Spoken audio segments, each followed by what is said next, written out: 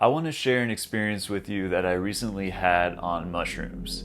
It's not a flashy, heroic journey, but a lighter trip with real life usefulness in dealing with anxiety. They say that mushrooms are supposed to help people with depression and anxiety. Well, here's how it worked for me. As a little bonus, the day after this trip, I experienced a total solar eclipse. So I'm going to include that as part of this video because that is a trip in its own right. So prior to this, I hadn't had a trip in about a year or so, and I was starting to get this feeling of like this looming anxiety.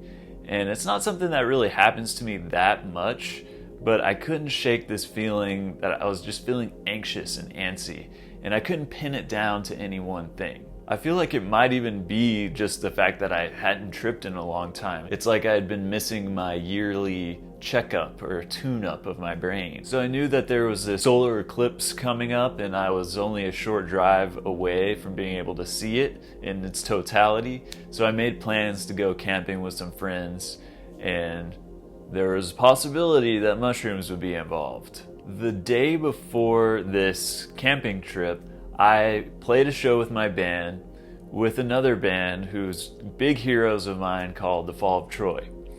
So they actually have a little bit of psychedelic influence in their music, even though it's not obvious, but this plays a part in the story later. So I will tell you that I was at this show and I was talking to the lead guitarist and singer of this band, and somehow the topic of mushrooms came up, and he looked at me and he was like, "No more hallucinogens for me." And he had this like terrified look in his face, like this dude's been traumatized. So that's gonna come into play later, but I just thought I would set you up with that. So the next day we head out to our campsite just outside of Austin, Texas.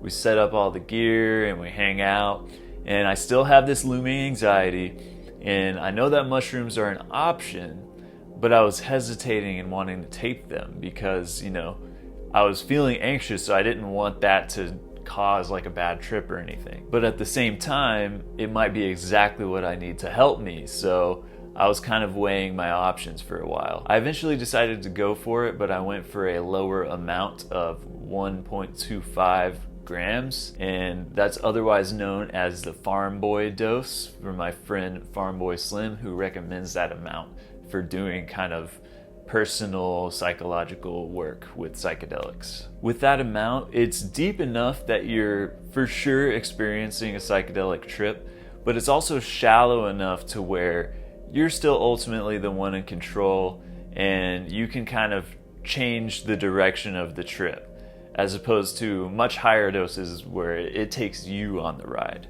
So if you have a very specific intention in mind that you want to address while you're tripping, it's better to err towards the lower side of the amount that you take. So me and two of my friends, we all split what we had, and we eat these mushrooms on the bench, and then we just sit and wait around like you do. As time goes on, I'm still feeling that anxious feeling, wondering if the trip will somehow make it go away, or if I'll just get distracted, something like that. And as we're waiting, I still have this pit in my stomach of this anxiety. And it's light enough to where I could kind of ignore it at times, but present enough to where I would keep noticing it too. So it's this weird kind of middle ground. So we go over to this super steep hill area, and we just kind of like find a little place to perch, but it was very strange and disorienting because the angle was like this. So you're just like starting to slowly feel these mushrooms come on, but you're like in some kind of sideways world where gravity is pointing the wrong way. Yeah, it was a little weird. It was kind of funny and chill or whatever, not a big problem, but when you have this edge of kind of this anxious feeling, it's like, like I kind of want to get more comfortable. Whenever I experience any kind of fear or discomfort in the beginning of a trip, and that is usually when it happens, almost always it's in the come up of the trip when you're taking off on the rocket ship, even on a lighter amount, I always counter this feeling of fear or discomfort by self-soothing. I always take great care of my set and setting, And so if I'm feeling uncomfortable, I remind myself of that. I say like, hey, you are safe here. You're with your friends who love you and care about you. You're in beautiful nature. Vibes are good. It's really okay. So any kind of fear or anxiety you have, it's just in your head. That doesn't always work, but you got to kind of push back in that way. So we go over towards the river and we just kind of chill out as this trip is starting to come on. We took such a small amount that it was one of those things where we're like, do we feel it? Do we not? It was kind of like, I don't know how hard I'm gonna trip yet, because sometimes it can be like that. So we go towards the river and sit down to just look at the water and chill and talk as the trip continues to come on. And I think for all of us, it's pretty light, you know, it's not super obvious that we're fully tripping, but things definitely feel different. And I was looking at the water and seeing all the little waves and thinking about all of these patterns that are in these tiny waves in the water. And then I thought about chaos theory. It's the mathematics of things that seem chaotic, but there really is some kind of underlying order to them. And this was a theme that popped up in my previous mushroom trip. So I had been reading a book about chaos, and here I was on mushrooms again, looking at this water and thinking about chaos. And it was almost as if I was trying to prove a point to the mushroom, like, see, I did my homework, you know, like a kid trying to impress their teacher with good grades. Continuing on, the anxiety still kept doing that thing where it would like pop up, I would notice it, and then I would just kind of stuff it down, it would pop up again.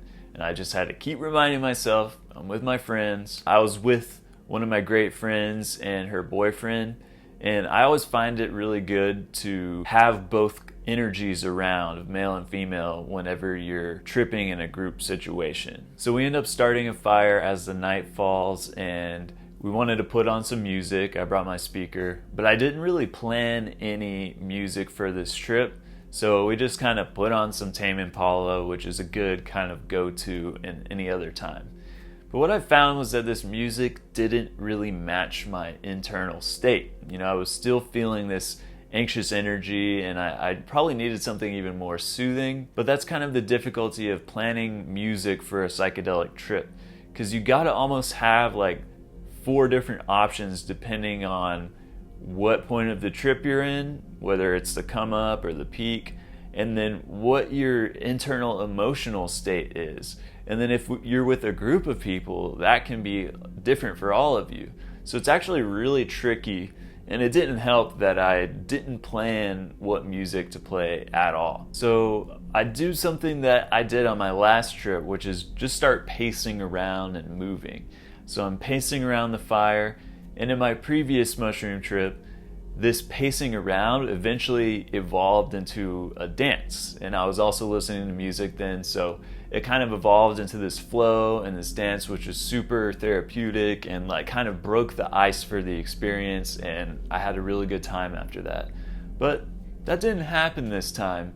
Instead, I just kept facing this gnawing, anxious feeling that wouldn't go away. That was when I realized that this trip isn't gonna just poof, make this anxiety go away. The point was actually like a magnifying glass. It was like it was saying, don't stuff this down anymore. Like, look at it. Really look at it. What is this? What's going on here? And at that point, I was keeping this all to myself. I wanted to ask my friends for a hug, but like the timing didn't seem right, and I just like didn't know how to just be like, guys, I'm trying not to freak out, like, can you give me a hug? Which, looking back on, I should have done that, but you know, it doesn't always play out the way that it does in your head. Meanwhile, my friend was talking about some heavy stuff and like lamenting this false sense of toxic positivity, which I agree with, but like in the state of mind that I was in, it like wasn't helping. But maybe that was the point. Just like it was forcing me to actually take on the anxiety in a bold way head on.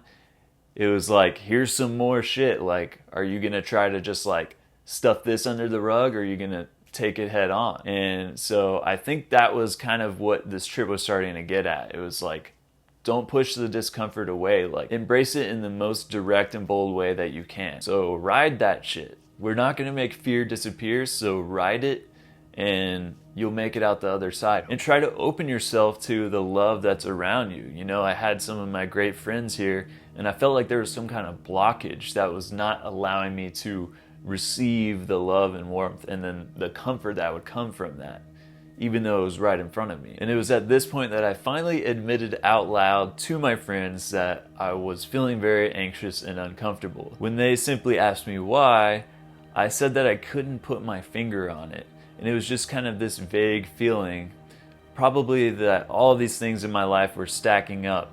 So death by 1,000 paper cuts type of thing. That's why I couldn't really point to what was causing it. Part of me wonders if it was like a lack of human touch, you know, if there's some kind of quotient for human touch that I wasn't feeling it. So that's a possibility too. And I came to the conclusion that I needed to talk about my feelings more. Like, the fact that I was hesitating to admit this to my friends shows me that there's some kind of blockage going on of like communicating my feelings, because you don't always want to like be a drag to other people, whether you're tripping or just in everyday life. So not only do I need to continue talking to my friends about my feelings on a regular basis, I should probably continue going to therapy. Just like when you're meditating, you're in a constant kind of adjustment of making sure your posture is good. It's not going to stay perfect and stiff the whole time, so you kind of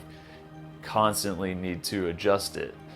And I feel like that's the same way that we need to treat our inner kind of emotional state. It's almost like this fear and anxiety was directly blocking the love that I should be feeling, like a blockage of the artery. But by hour 4, I was finally starting to relax, as the actual trip itself was starting to fade. So we were sitting by the fire, and I was wearing my Alex Gray blanket over my shoulders, and my friend was like, "You look like a shaman right now." And I thought that was funny and ironic because of my internal state. It's like, yeah, I ate some mushrooms and I got really scared. Some real shaman stuff right there. But hey, maybe this is all part of the shamanic training regimen, that you're supposed to have experience with these difficult moments so you can fortify the vessel and know how to handle them in the future, or know how to help others handle them. So it was getting near bedtime and I was feeling okay, so we got nice and stoned. And then as we were laying down in the tent, I started to get some really interesting psychedelic visuals for the first time. And one of the first things that I saw was a replay of the memory in my head of Thomas, the guy from the Fall of Troy, being like, "No more hallucinogens for me," and that look of just terror in his face. And this was kind of like connected, because this whole trip for me was this feeling of fear. It was like I was seeing that this new memory I had was imprinted on my mind, and then the mushroom was showing it back to me. And then I heard a lyric from one of their songs from the Ghost Ship album, which is actually the one that they wrote while on mushrooms. That was our hallucinogenic phase. Yeah. And the lyric goes, "Pick up the pieces. Pick up the pieces." So pick up the pieces, I interpret to mean when you have this ego-shattering event and you have to kind of recollect the pieces that shattered and reconstruct yourself. Then I got some more visuals that I felt like represented the energy or aura of this band. It was pretty unique to any other visuals that I've had before, probably because of this kind of dark energy that had been leading up to this and the lighter amount that I ate. When I closed my eyes, it was still mostly dark, but I saw these geometric lines and patterns.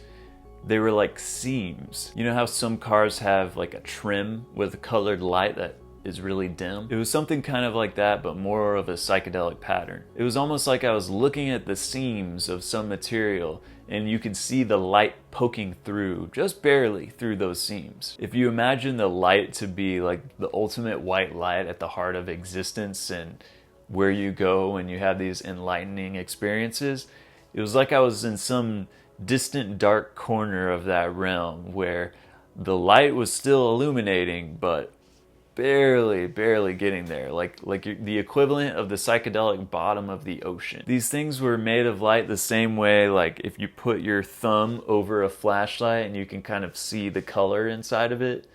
Something like that. One of my recurring themes in my psychedelic experiences is this idea of like auras and energy signatures. It's like I see the psychedelic essence of someone's soul or vibe through visionary light. I saw this squiggly line and I got the intuition that it was showing me something. Just like all of these visions I had just a moment ago were showing me the darkness of Thomas's band and their music. This squiggly line was showing me how my own energy and vibe and aura compared directly with this band, which, to give you more context, this is someone that I grew up idolizing and I modeled myself after them as a young person. So there's like, this is in my DNA. And so there's obviously some commonality that will never go away, but there are points where we diverge. And it was almost like that was being illustrated by some kind of like energy signature squiggly line thing. Really weird, really interesting though. It's one of those things where you see it and you grasp with your intuition what it's showing you. This is a person that I looked up to so much growing up. Now, just days before this trip, I had played a show with them in my band, so it was like this full circle life moment. And throughout all of it was the mushroom. It was when I was listening to their music that I first got this psychedelic call, where I was listening to their song, and it was from the same album, the mushroom influenced album, and I heard the word archetype in my head, which led me down this whole rabbit hole of the mushroom and Carl Jung, and all that stuff's connected, which I talk about more in my Breadcrumbs to the Unconscious video series. So this full circle life moment and this interesting psychedelic connection with this band were prominent on my mind. I saw more patterns that were psychedelic, so let me just read to you what I wrote in my journal. I saw what looked like some Aztec stone sculpture of a god or being, and I remember seeing it had some slightly menacing teeth. Again, it was this almost scary, darker force, but at this point I wasn't scared. Maybe it's the Kali energy and manifestations, because none of it felt evil. I could tell light was at the source, but it definitely had that darkness. Very fascinating. This isn't usually the angle of psychedelics I investigate, but maybe it's all part of the plan. I'm leaning towards this having to do with the shadow work, Kali manifestation, and facing fears or the horrors that the mind is capable of producing. So like I said in the journal, this usually isn't the vibe of my psychedelic trips. It's almost always positive with some kind of scary corners that I always make it out of. But it felt like this time I was meant to focus on kind of the darker side of things. And that's how things go with the mushrooms. It usually isn't the stuff that I think I'm interested in that I go and investigate. It's like during these trips, it shows me, okay, here's what you're gonna need to look into from this point forward. And that's been the journey my whole life in taking mushrooms. And it's proved very fruitful. So a coincidence about these psychedelic visions just occurred to me. You know how I was saying it was like these things had light behind them, but something was obscuring it? Well, that was almost exactly what happened the next day when I witnessed a full total eclipse. So I want to share that experience with you too, because that shit is a trip in its own. So I'm going to share that with you, and I have video of it. So stick around and check this out. So we hike up to the edge of this cliff overlooking a river and with this opening in the trees, so we have a great vantage point to watch the eclipse. And the way that it starts is very, very gradual. I experienced a partial solar eclipse earlier in the year, and I got to experience what it feels like for the sun to be like halfway gone. It's actually a very ominous feeling, and I kind of understand why animals will freak out. It's the same feeling you get when a really big storm rolls in out of nowhere. But this one is on a more cosmic scale. Once the light started to dim really noticeably, we parked in the spot that we liked and we kicked back to watch the show. And we were actually really lucky because it had been cloudy all day, and this part of the sky where we were under cleared up just in time for us to be able to watch the eclipse. And that wasn't even the case for other people in Austin. I caught the moment on camera, so check this out. Holy shit. I see a dot. Oh my god, it is so dark. Oh, I still see a dot. Nope. Whoa! Oh my god! Oh my god! Baby, look at it without Holy the shit. glasses. Baby. Holy shit. Oh my fucking god. Oh my.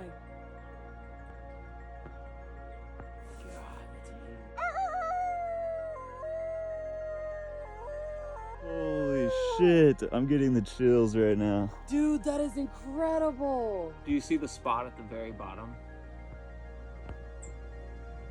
Like right Oh my at the bottom, God. there's like a flare you can see. Holy shit. It's like dark. Holy fuck.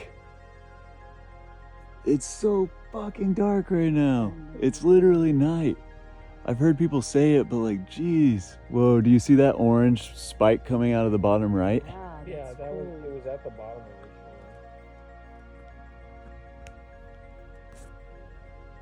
Oh, I do see a star, yeah, on the right. Mhm.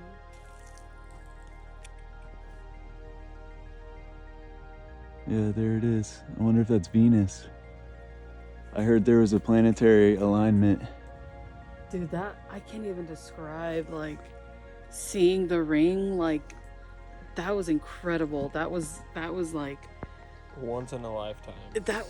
Oh my god! It was just like clear as I day. guess The twice moon in in a front of the lifetime. sun, like perfectly placed to make this ring around it, and like Yeah. it just all aligned all at once for us to see it. Like, oh my god, that Yeah. was amazing. It's funny to think Holy about the crap. math and like to put like the size in perspective, like how Mhm. much of, I mean, let's just put the United States in perspective, like how much of the United States sees the eclipse Mhm. like within these few hours. And then yeah, just like thinking about how perfect it has to be for the moon to be just in the right spot to where it makes that perfect ring, Yeah. where you can actually use it for science, Yeah. right? And you can use that ring to block out most of the sun, and then like you can pay attention to the rays, Right. mostly, That's and how they you study don't- exoplanets. right, They you block don't the get star. all that static. Yeah. That's Wow. awesome. How are you feeling, Miracle? I feel like I just like cried a whole bunch, but I Ugh. didn't. Like it was like such an elation. Yeah. Like I don't know, like such a release. That was so cool. Yeah. You know, what's interesting is that a lot of people were telling me that for this eclipse to sit it out and not to do any magic on it. Because this eclipse is going to be more for like inner cleansing, inner work, and like connecting with your ancestors, which like I felt a lot of that. Like I felt like, imagine like thousands of years, like my ancestors looking up and seeing that very thing, and like, can you imagine? I can't, you know. And Yeah. like, but that feeling that I had, I feel like that the feeling that I felt was like transcendent through time and Yeah. space, because they must have felt that feeling too, that like utter just awe. And so I feel like really close to my ancestors right now, and like I feel like connected in such a way that like not just to the earth, but like cosmically. And we both don't understand. It's incredible. Yeah. As you can hear in my reaction, it was mind-blowing. And it's one of those things where video simply cannot do it justice compared to the real thing. You just feel goosebumps and true unadulterated awe and wonder. And I see a lot of parallel between the solar eclipse and psychedelic experience. It's because it's something coming in and disturbing the medium that you're in.